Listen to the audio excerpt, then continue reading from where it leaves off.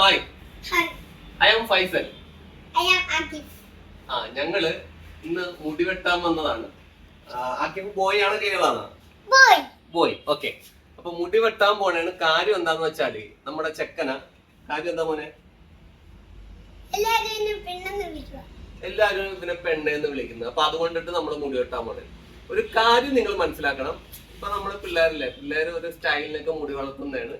അപ്പൊ നിങ്ങള് ഈ കളിയാക്കി തമാശക്ക് പറയുന്ന കാര്യങ്ങൾ പിള്ളേർക്ക് നന്നായിട്ട് ഹർട്ട് ചെയ്യും. അപ്പൊ നമ്മള് ഒന്ന് ശ്രദ്ധിക്കേണ്ട കാര്യം എന്താന്ന് വെച്ചാല് ഇതുപോലെ തമാശ മറ്റുള്ള ആൾക്കാരെ ബുദ്ധിമുട്ടിക്കുന്ന രീതിയിലുള്ള തമാശകൾ ഒഴിവാക്കാൻ ശ്രമിക്കുക. ഓക്കെ. അപ്പൊ നമ്മള് മുടി വെട്ടാൻ പോണേണ്.